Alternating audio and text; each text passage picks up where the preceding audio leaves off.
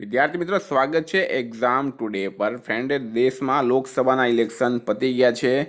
ફરી એક વખત એનડીએની સરકાર બની અને દેશના વડાપ્રધાન તરીકે શપથ લીધી છે ગુજરાતના પનોતા પુરુષ મહાન એવા નરેન્દ્ર મોદીએ. તો મિત્રો, આ વિડીયોમાં આપણે નરેન્દ્ર મોદી વિશે વાત કરવાના છે. નરેન્દ્ર મોદીની જીવની વિશે વાત કરવાના છે. નરેન્દ્ર મોદીના કયા કયા એવોર્ડ મળ્યા છે, નરેન્દ્ર મોદીને ઉપર કયા કયા પુસ્તકો લખાયા છે, નરેન્દ્ર મોદીએ પોતે કયા કયા પુસ્તકો લખ્યા છે, તો પૂરી માહિતી આપણે આ વિડીયોમાં લેવાના છે. નરેન્દ્ર મોદી ગુજરાતી છે અને મિત્રો, ગુજરાતી તરીકે એમણે ત્રીજી વખત વડાપ્રધાન પદની શપથ લીધી, એટલે આપણે બધાને જ ગુજરાતીઓને આનો ગર્વ થવો જોઈએ. બરાબર. તો ફ્રેન્ડ, ક્વેશ્ચન નંબર 1 છે, નરેન્દ્ર મોદીનો જન્મ કયા સ્થળે થયો હતો? તો નરેન્દ્ર મોદીનો જન્મ કયા સ્થળે થયો હતો? તો ભારતના ગુજરાતમાં એક જિલ્લો આવેલો છે મિત્રો, મહેસાણા, અને આ મહેસાણામાં આવેલું છે વડનગર. બરાબર. મહેસાણામાં આવેલું છે વડનગર, અને આ વડનગરમાં નરેન્દ્ર મોદીનો જન્મ થયો હતો, જેઓ હાલમાં ભારતના વડાપ્રધાન છે. મિત્રો, આ ઇલેક્શનની વાત કરું તમને તો ટોટલ 543માંથી ભારતીય જનતા પાર્ટીને 240 સીટ મળી છે. બરાબર. બીજેપીને 240 સીટ મળી છે અને બીજેપી સૌથી મોટી પાર્ટી બની. 99 સીટ કોંગ્રેસને મળી હતી. 29 સીટ મિત્રો મમતા બેનર્જીની પાર્ટી તૃણમૂલ કોંગ્રેસને મળી હતી. સાથે સાથે આપણે વાત કરીએ તો સમાજવાદી પાર્ટીને 37 સીટ મળી છે લોકસભાની. બરાબર. જેડીયુને 12 મળી હતી. ટીડીપીને 16 મળી હતી. ગુજરાતની વાત કરીએ તો ગુજરાતમાં 25 સીટ બીજેપીને અને એક બનાસકાંઠામાં ગેનીબેન ઠાકોરે જીતીને કોંગ્રેસનું મિત્રો નામ કર્યું છે. બાકી 26 સીટ જે છે એ છેલ્લા 2 લોકસભામાં બીજેપી જીતી હતી અને કોંગ્રેસની 0 સીટ આવતી હતી. તો આ વખતે ગેનીબેન ઠાકોર જે છે એ કોંગ્રેસના બનાસકાંઠાથી જીત્યા છે. તો વડનગરની વાત કરીએ મિત્રો, વડનગર ગુજરાતનો સૌથી જૂનો હયાત નગર કહેવામાં આવે છે, ઐતિહાસિક નગર કહેવામાં આવે છે. તે 5000 વર્ષથી પણ જૂનો શહેર છે, એવા સબૂત ત્યાંથી મળી આવ્યા છે. ભારતના કયા વડાપ્રધાનનો જન્મ સ્વતંત્ર ભારતમાં થયું હતું? તો કયા વડાપ્રધાનના જન્મ સ્વતંત્ર ભારતમાં થયું? તો અત્યાર સુધીમાં જેટલા પણ વડાપ્રધાન થયા છે મિત્રો, એમનો જન્મ 15 ઓગસ્ટ 1947 પહેલાં થયો હતો. નરેન્દ્ર મોદી એકમાત્ર એવા વડાપ્રધાન છે જેમનો જન્મ સ્વતંત્ર ભારતમાં, એટલે કે દેશ આઝાદ થયું એના પછી થયો છે. ક્યાં થયું? વડનગર, મહેસાણા ખાતે. ક્યારે થયો આગળ આપણે વાત કરશું. નરેન્દ્ર મોદીએ સળંગ ત્રીજી વખત વડાપ્રધાનના રૂપમાં ક્યારે શપથ લીધી છે? તો નરેન્દ્ર મોદીએ સતત ત્રીજી વખત, જો 2014માં પહેલી વખત બન્યા હતા. ક્યારે બન્યા? 2014માં પહેલી વખત બન્યા. 2019માં મિત્રો બીજી વખત બન્યા. જો 2014માં બીજેપીની સીટ આવી હતી 282, 2019માં બીજેપીની સીટ આવી હતી 303. આ વખતે બીજેપીની સીટ ઘટીને રહી ગઈ છે 240. તો 9 જૂન 2024ના રોજ સાંજે 7:15 નરેન્દ્ર મોદીએ રાષ્ટ્રપતિ ભવન ખાતેથી ત્રીજી વખત ભારતના વડાપ્રધાનના રૂપમાં શપથ લીધી હતી. વિદ્યાર્થી મિત્રો, સ્પેશિયલી કહું છું Gujarat police constable, PSI, LRD, high court, GPSC માટે. બરાબર. એક્ઝામ ટુડેની સ્પેશિયલ એપ્લિકેશન છે મિત્રો. આ પૂરા ગુજરાતમાં આવી એપ્લિકેશન તમને નહીં જોવા મળશે. જ્યાં કોચિંગ્સવાળા તમારી પાસેથી 15 થી 20 હજાર રૂપિયા પાડતા હોય, ત્યાં આપણે આ એપ્લિકેશન લાવીને વિદ્યાર્થી હિતમાં ખૂબ જ સારું કામ કરી રહ્યા છીએ આપણે. બરાબર. તો આમાં તમને ગુજરાત, ઇતિહાસ, ભૂગોળ, મેથ્સ, ઇંગ્લિશ, રિઝનિંગ, બંધારણ, GK, current affairs, science and technology, પર્યાવરણ, ટોટલ સબ્જેક્ટની, બરાબર, ટોટલ સબ્જેક્ટની ટેસ્ટ મળશે. ટોપિક વાઇઝ ટેસ્ટ મળશે. આની લિંક મિત્રો ડિસ્ક્રિપ્શન બોક્સમાં આપેલી છે, ત્યાં જઈને તમે એપ્લિકેશનને ડાઉનલોડ કરી લો. ડેલી 2500 થી 3000 વિદ્યાર્થી આમાં ટેસ્ટ આપી રહ્યા છે. બરાબર. આ રીતના ટેસ્ટ આવે છે. 4 ઓપ્શન આવે છે મિત્રો. આ 4 ઓપ્શનમાં તમારે એક ઓપ્શન પસંદ કરવાનું હોય, સબમિટ કરવાનું હોય, છેલ્લે તમને રિઝલ્ટ પણ મળશે એનું અને સોલ્યુશન પણ મળશે.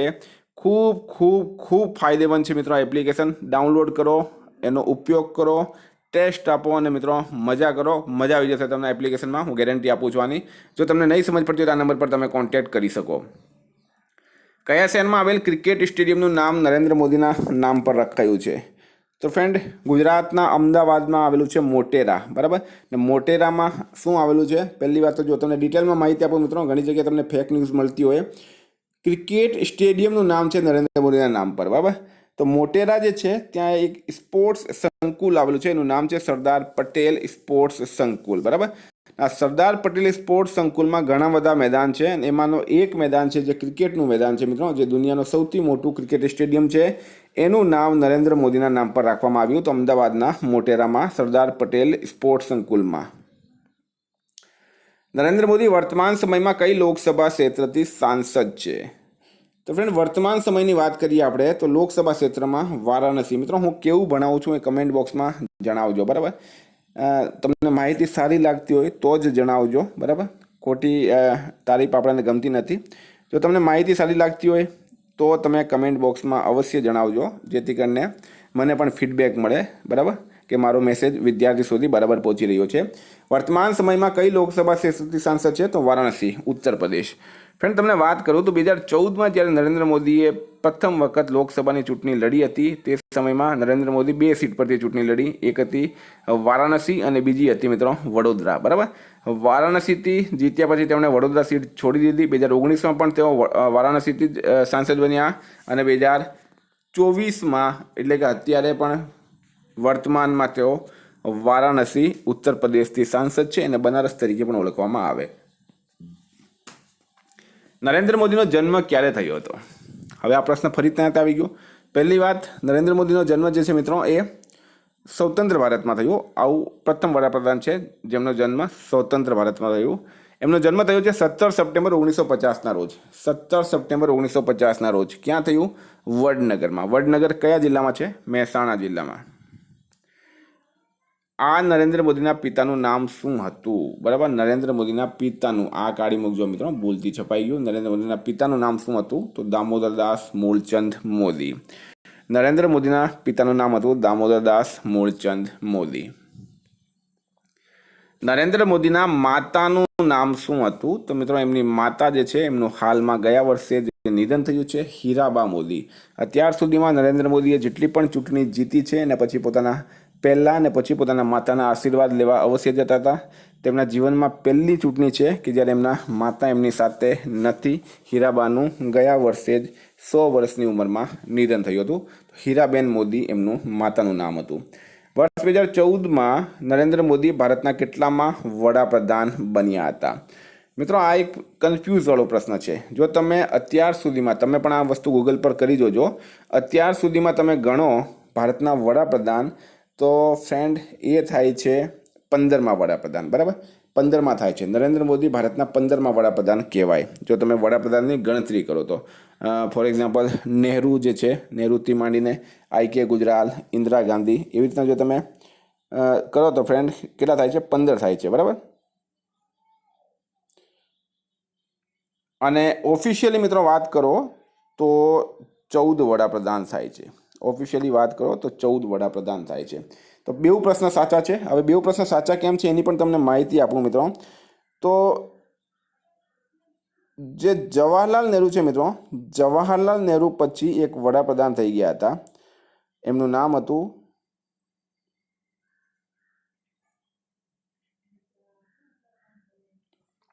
જવાહરલાલ નહેરુ જે છે મિત્રો, એના પછી એક વડાપ્રધાન થઈ ગયા અને એમનું નામ હતું ગુલઝારીલાલ નંદા.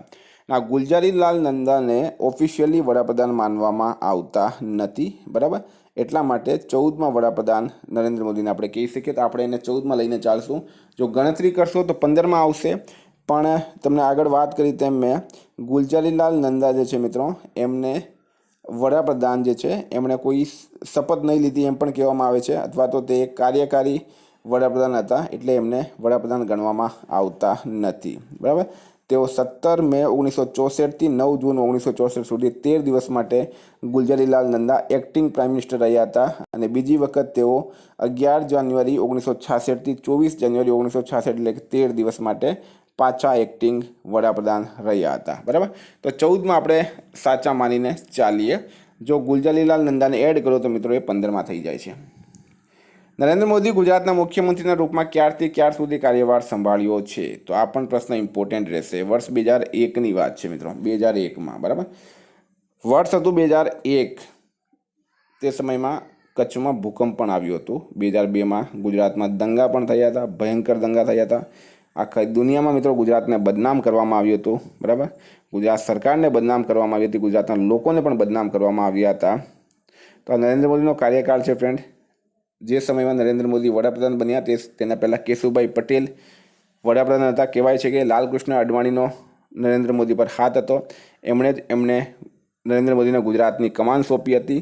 એના તરત પછી જે છે એ નરેન્દ્ર મોદીને વારસામાં શું મળ્યું? તો કચ્છનો ભયંકર ભૂકંપ મળ્યો, બરાબર.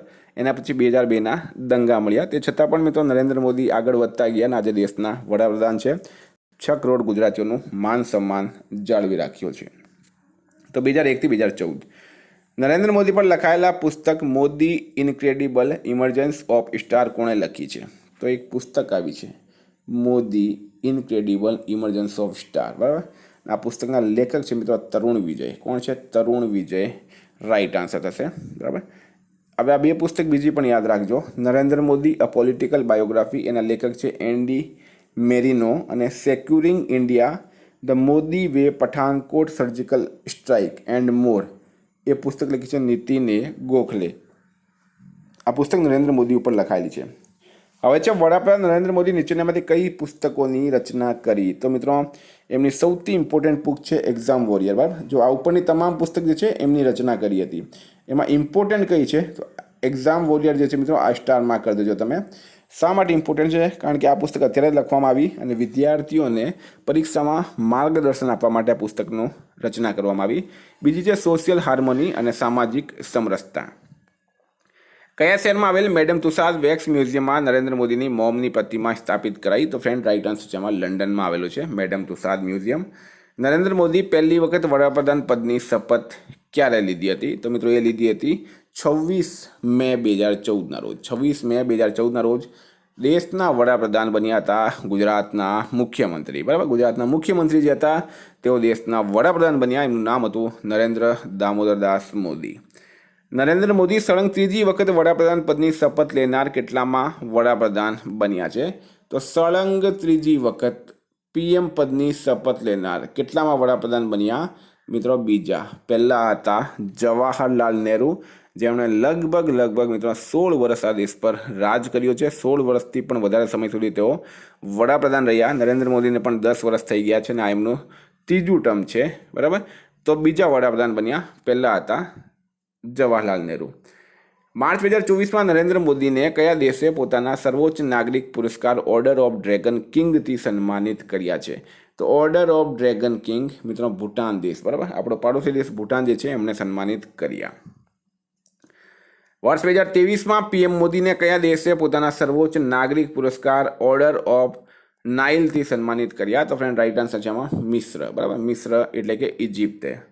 મિત્રો વાત કરીએ તો વર્તમાનમાં નીચેનામાંથી કઈ સંસ્થાના હોદ્દાની દ્રષ્ટિએ પીએમ મોદી અધ્યક્ષ છે? તો આ ત્રણેય સંસ્થાના, બરાબર. નીતિ આયોગ, વૈજ્ઞાનિક અને ઔદ્યોગિક અનુસંધાન પરિષદ અને રાષ્ટ્રીય આપદા પ્રબંધન ઓથોરિટી. જે પણ ભારતના વડાપ્રધાન હોય છે તે આ ત્રણ સંસ્થાના હંમેશા અધ્યક્ષ હોય છે. ભારતની 18મી લોકસભા માટે સદનના નેતા કોણ બન્યા છે? તો 18 લોકસભા. કેટલામી લોકસભા છે? 18મી લોકસભા, બરાબર. એના માટે સદનના નેતા કોણ બન્યા છે? તો ફ્રેન્ડ એ બની ગયા છે નરેન્દ્ર મોદી. નરેન્દ્ર મોદી ફરીથી વડાપ્રધાન બન્યા. નરેન્દ્ર મોદી પોતાના કયા કાર્યકાળમાં ઐતિહાસિક નોટબંધી લાગુ કરી હતી?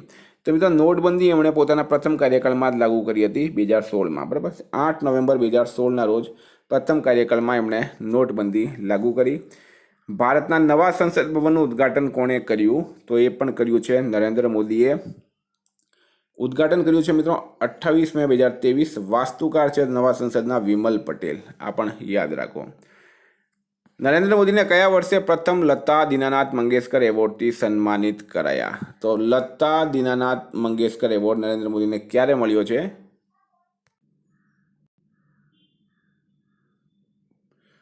તો ફ્રેન્ડ નરેન્દ્ર મોદીને કયા વર્ષે પ્રથમ લતા દીનાનાથ મંગેશકર પુરસ્કાર મળ્યો? તો રાઈટ આન્સર થશે આમાં 2022માં, બરાબર. 2022માં મળ્યો છે.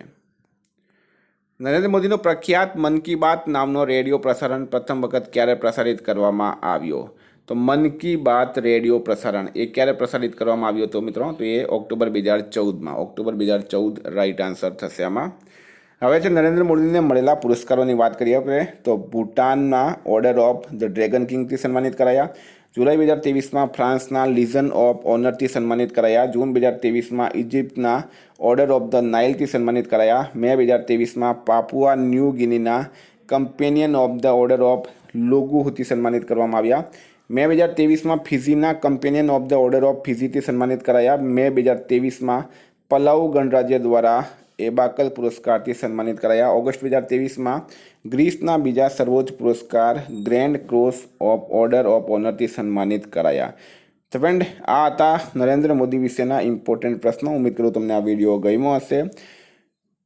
પીડીએફ માટે 9510411961 પર કોન્ટેક્ટ કરો. Thank you. ફરી મળીશું નવા વિડીયો સાથે. જય હિન્દ.